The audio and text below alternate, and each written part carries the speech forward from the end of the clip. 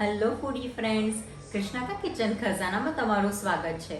આજે આપણે બનાવીશું ખંભાતના ફેમસ એવા દાબડા.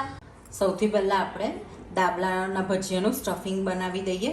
તો એના માટે 1 કપ મેં ગાંઠિયા લીધા છે. તમે સેવ લઈ શકો છો.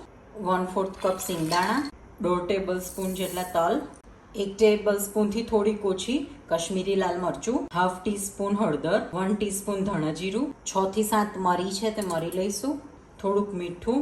ગાંઠિયાની અંદર ઓલરેડી મીઠું છે એટલે થોડુંક મીઠું એડ કરવું, 2 ટેબલ સ્પૂન જેટલી ખાંડ, 1 ટીસ્પૂન જેટલું આમચૂર પાવડર. તમે આની જગ્યાએ લીંબુના ફૂલ પણ લઈ શકો છો. 1/2 ટીસ્પૂન ગરમ મસાલો. હવે આપણે આને ક્રશ કરી લઈએ. ક્રશ થઈને સ્ટફિંગ સરસ રેડી છે. ગાંઠિયા તળેલા છે એટલે ખૂબ જ સરસ બાઇન્ડિંગ આવી ગયું છે. આની અંદર તમે લસણ આદું પણ નાખી શકો છો. દાબડાનું સ્ટફિંગ રેડી છે. હવે ખીરું બનાવીએ. 1 કપ બેસન, મીઠું, હળદર, અજમો ક્રશ કરીને લઈશું. પાણી એડ કરી અને ખીરું બનાવી દઈએ. ખીરામાં લમ્સ ના રહે એ રીતે ખીરું રેડી કરવાનું. ખીરાને હવે ઢાંકીને 15 થી 20 મિનિટ સુધીને રવા દઈશું. હવે આવી સ્લાઇસરથી આપણે બટાકા છોલીને રેડી છે. એની ચિપ્સ પાડી દઈએ. બટાકાના પતીકા બનીને રેડી છે.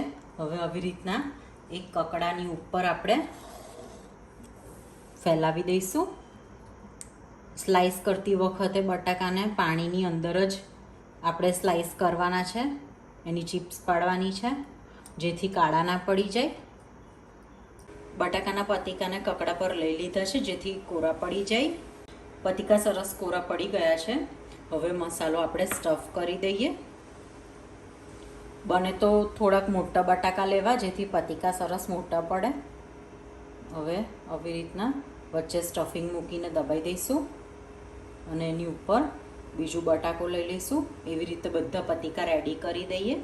પતીકા સ્ટફ થઈને આપણા દાબલા રેડી છે. તો હવે એને ડીપ ફ્રાય કરીએ.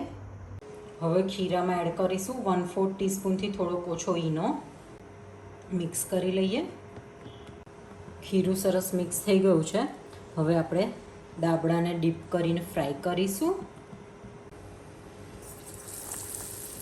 હવે દાબડાને પલટાવીને પણ બીજી બાજુ ચડવી દઈશું.